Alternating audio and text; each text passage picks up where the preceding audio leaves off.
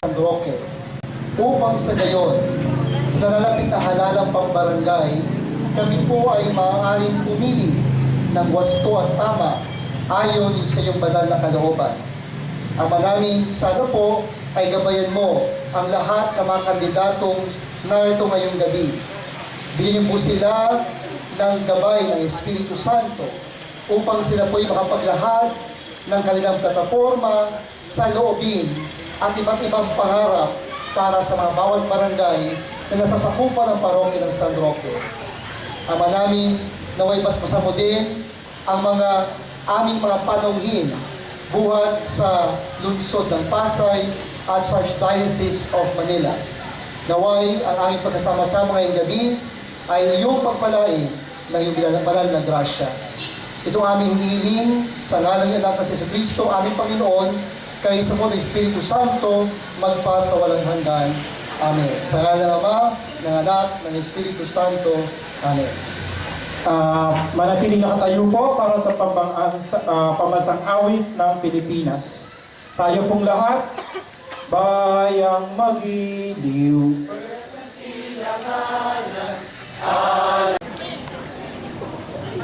Magandang gabi po sa inyong lahat sa ating panauhin. Magandang gabi po. Salamat po sa inyong pagdalo sa pag-observe sa aming kauna-unahang forum, barangay forum na gaganapin dito sa ating parokya. Congratulations din po sa ating mga kandidato na handang maglingkod at doon po sa mananalo. Nawa po ay maging payapa po ang gabi nito para sa ating lahat. Paalala lang din po, iwasan po natin yung mga maanghang na salita na para mapikon yung ating katunggali. Gawin po natin payapa ang gabi nito para sa ating lahat. At nawa po ang inyong mga plataforma ay hindi dito lang, kung hindi hanggang kayo manungkulan. Magandang gabi po at maraming salamat po. Maraming salamat po. At ang susunod naman po magsasalita ay ang nakapag-isip po at ang pinuno na ang tawag dito promotor. Pero ang pagiging promotor nyo naman po ay may kinalabasang maganda dahil ito po ay isa sa magandang proyektong nasimula na po namin sa Zone 16 noong October 19. At ito po ang ikalawa. So pinakikilala ko na po ang ating Kura Paroko, Reverend Father Pascal Maria R. Gorgonia.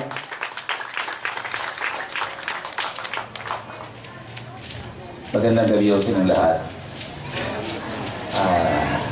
Katulad po na nabanggit, ito pong Candidates Forum ay pakanako. Pero hindi po, ito po yung nagsimula when I was a Vicar for Rain po sa Espiritu Santo sa Tondo. Sinimulan po ito ng lahat ng parokya. Sabay-sabay kami, nakarating kami hanggang even di ba po local, even national. Kaya kahit ho sila Lim, sila Atienza, sila Isko, umaharap sa mga pari, no? Ang pangarap ko po balang araw maging vicariate level din po ito, no?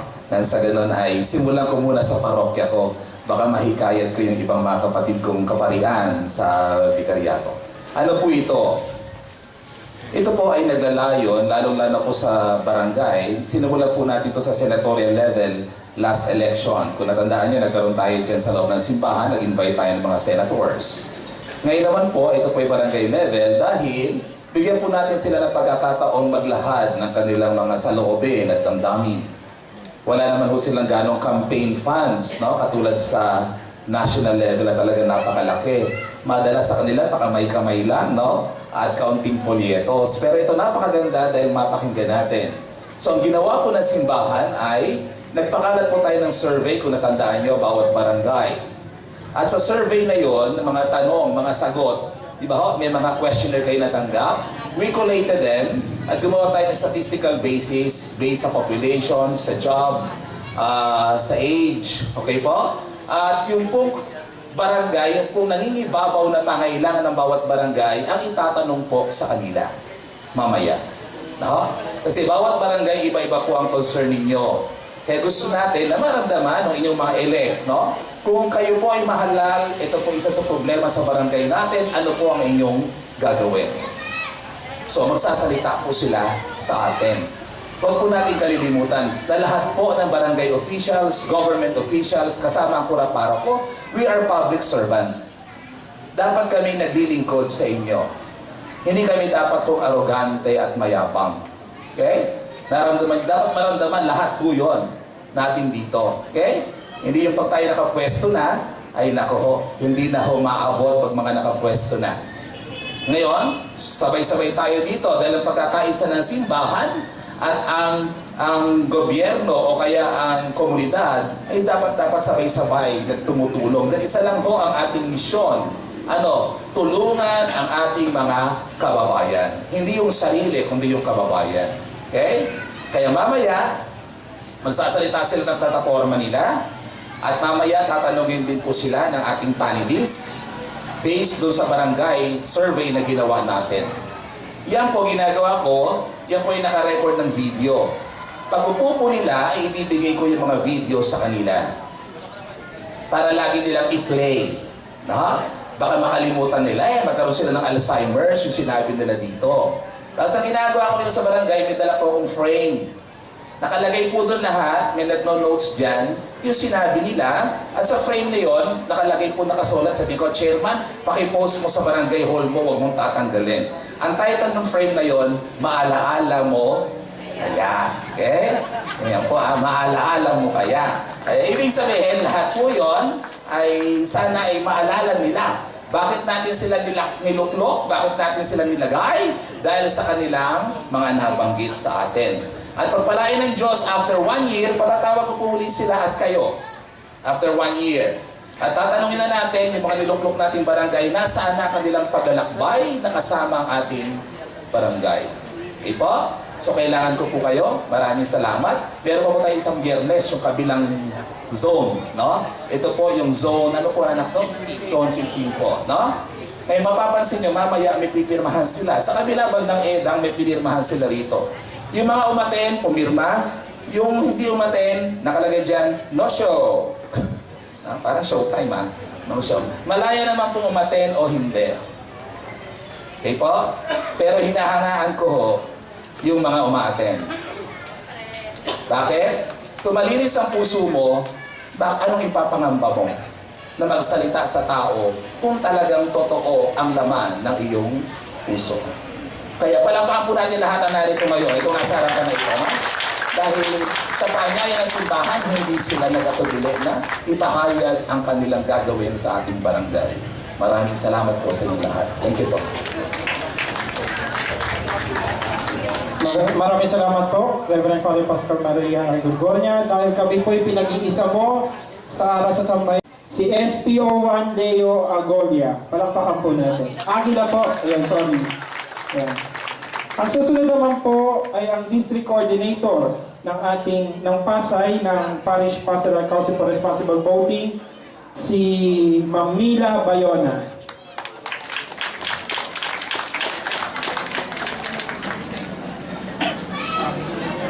At bago ko po ipakilala yung huli, wala sa script kaya nautal ako. Pagsasalitain ko daw po muna yung ating mga bisita. So unahin na po natin si SPO1 Leo Aguila. Apo.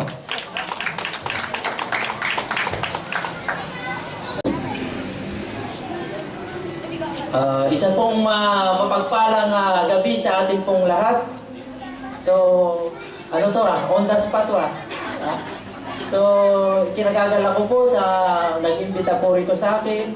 At sa mga barangay pong incumbent, barangay chairman, kagawad, at sa mga tatakbo po, hinihiling po namin ang inyo pong pagkakaisa sapagkat katulong po namin ang mga barangay sa pag-aayos at pananatili ng katahimikan, hindi lamang dito sa lungsod ng Pasay. So, maaasahan po ba natin yon, mga kababayan ko? So maraming po salamat sapagkat kailangan po namin ang tulong nyo. So hindi na po ako magmamalaki sa inyo sapagkat ang mamamayan po ay katulong po ng pulisya sa pagpapanatili po ng katahimikan. Maraming salamat po. Si Ma'am Mila Bayona, mula po sa PPCRB, ang ating district coordinator dito sa Pasay. Magandang gabi po sa lahat.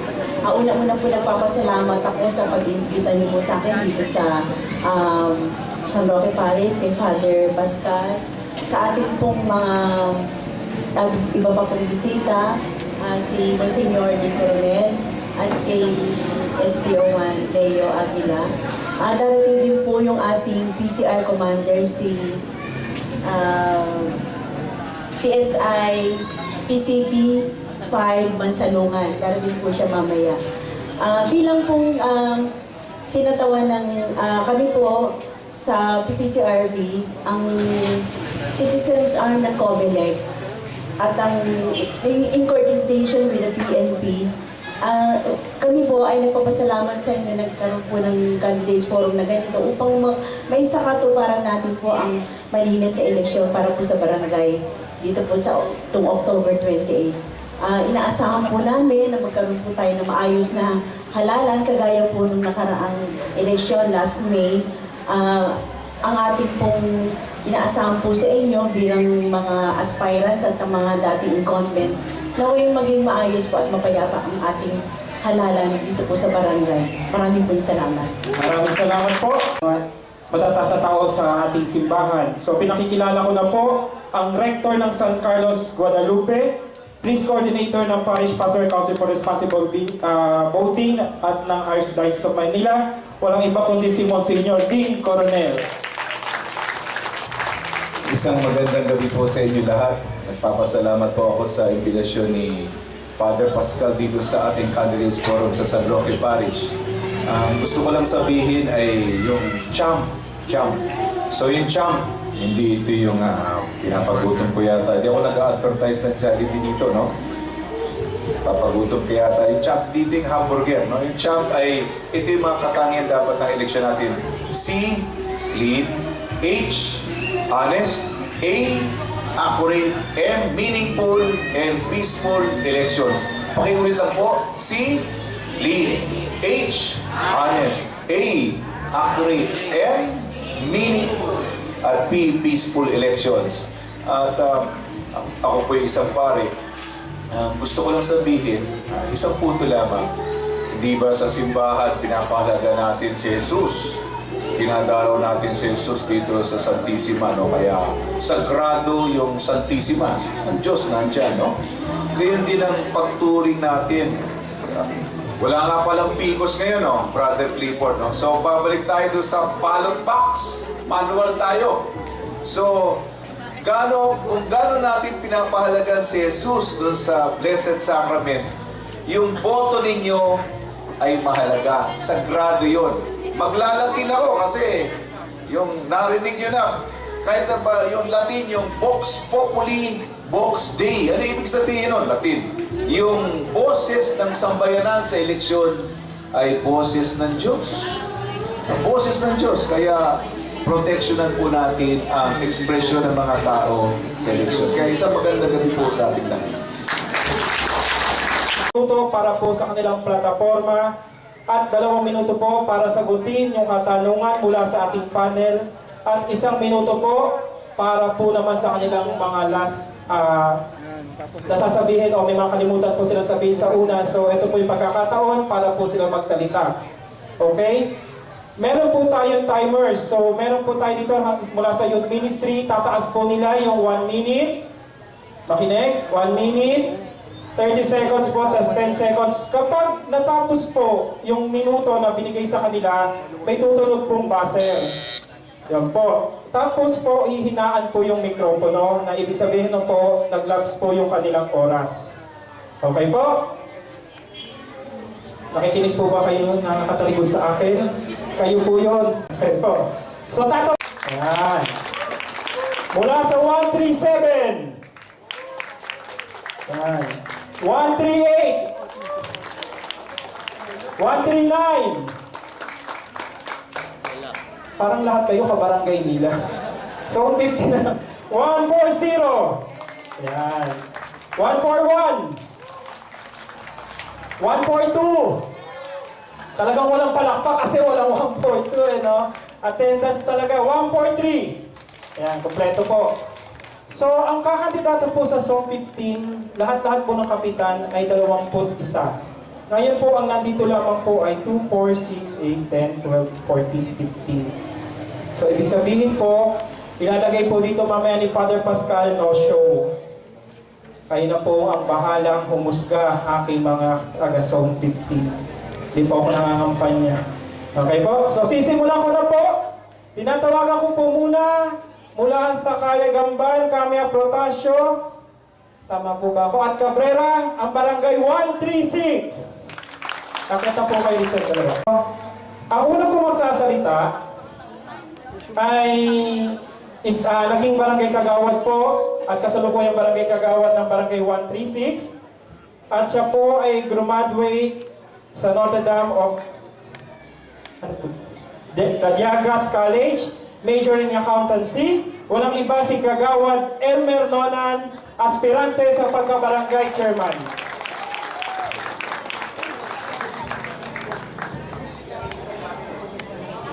Sa magandang gabi po sa inyong lahat. Papasalamat po ako at bigyan ako ng kakataon na may lahat ng plataforma sa mga mamayan ng Barangay 136. Ang unang plataforma na aming ayusin, kung sakasakaling ako ang may logo para bilang barangay captain, ay ayusin ang mga katiwalayan sa loob ng aming barangay. Pangalawa, isang proyekto na maaasahan ng lahat ng residente. At ang pangatlo ay ang pagkakaroon ng isang malinaw at malinis na paggamit sa pondo ng barangay, na kung saan ito ay nakapaskil sa ating bulletin board kung saan napunta yung pera, kung paano ginamit yung pera, magkano yung ginastos para sa isang proyekto. 24 hours ito, open sa lahat ng mga mamayan ng Barangay 136. Pang-apat, libreng issuance ng barangay certificate sa lahat ng mga butante ng Barangay 136. At ang panglima, ang karagdagang bilang ng tanod na kung saan ang kanilang oras ay paghahati-hatiin para magkaroon ng 24 hours visible sa ating barangay.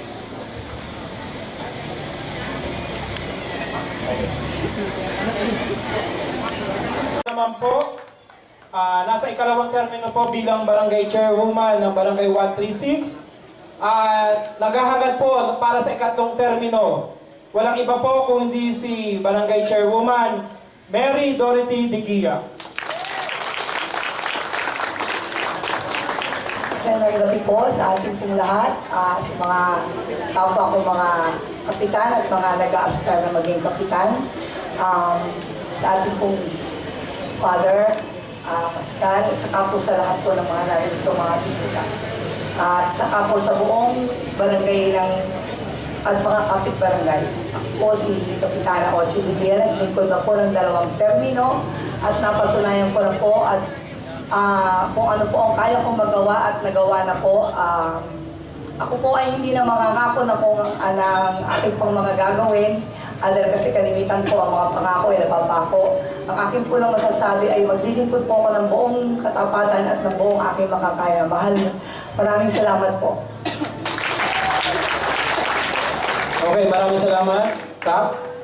Ngayon naman po sa second round, tatawagin ko po ulit si Ginoong Elmer para po sa tanong na ilalahad po ng ating panel.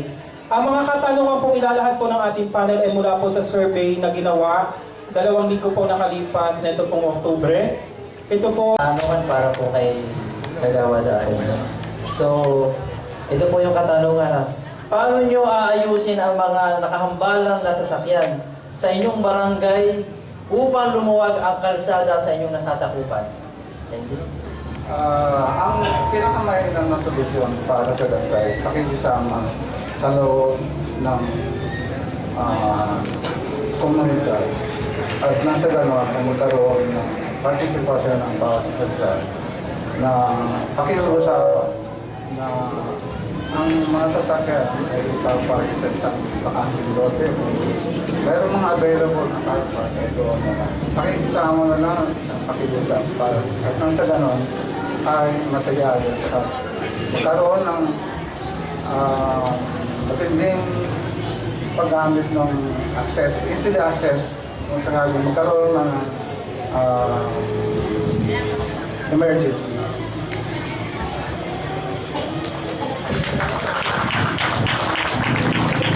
Okay, maraming salamat po. Tinatawagan ko po muli si Kapitana Ochi de Guia. Para po kay Ma'am Lidia, upang malunasan ang pagbaha sa inyong lugar, ano ang iyong gagawin para hindi na ito magdulot ng pagbaha sa inyong barangay? Barangay ko po kasi ang pinaka-touch basin ng buong San Roque. So sa amin po, regular naman po ang aming yung aming declogging. At saka po yung ang ano po is disiplina talaga. Pinakikiusapan po namin talaga ang aming mga residente na huwag magtapon ng basura. Talaga lang po minsan po ay meron din po tayong mga katigasan ng ulo. Pero kami naman po sa barangay ay meron po kami sweeper at saka ho, hindi lang 2-3 beses kami nagpapadeclog every year ng aming drainage. Siguro po talaga po kailangan yun po ang tulong pa rin po ng local government namin na medyo lagyan pa ng ngipin yung aming city ordinance na magkaroon talaga ng stiffer na na penalty doon o kaya ng parusa doon sa mga magtatapon ng walang habas talaga ng basura. At saka po ang paglilinis po ng ating barangay ay talaga pong na po ng lahat ng mga tao, hindi lang po ng mga barangay official, kundi po ng buong residente. Maraming salamat po. Maraming salamat. Sa pagkakataon to, mayroon po silang tig-1 minuto po para po sa kanilang closing remarks. So ngayon po, muli, si Ginoong Elmer Nonan. Nagpapasalamat po ako sa lahat ng mga tumalo sa invitasyon na ito. Lalo na sa mga pinuno ng mga organisasyon usap nito sa ating mga panauhing paglahat. Isang magandang gabi po sa inyong lahat at maraming salamat. At nabigyan na kami ng pagkakataon na ilahan ng aming plataforma at sa loob yun. Isang magandang gabi po muli sa inyong lahat. So ngayon po maraming salamat po sa inyong dalawa, Kapitana Ochi de Guia at Kagawad Elmer Nonan. Nawa ang Barangay 136 na po ang humusga kung sino po sa inyong dalawa ang mamarapatin po umupo muli. Ay, hindi pa po Kay 2, Tita Ochi. Sabi Tita Ochi, okay na daw eh.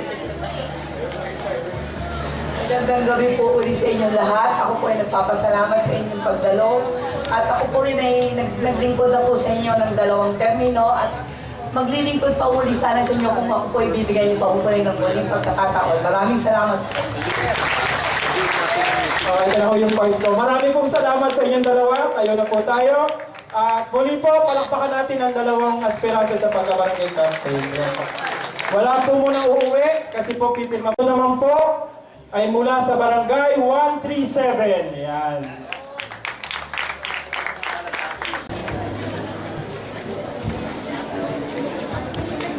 Okay. So ang una po magsasalita ay naging dating kapitan po ito ng Barangay 137. At siya po ay mula sa taga-Champaka po siya sa Gawing Gamban din po ito. So hindi ko na po matatalagalin. Tinatawagan ko po si Narciso Ramson. Ako po si ex-barangay captain Narciso Ramson. Ang aking pong plataforma sa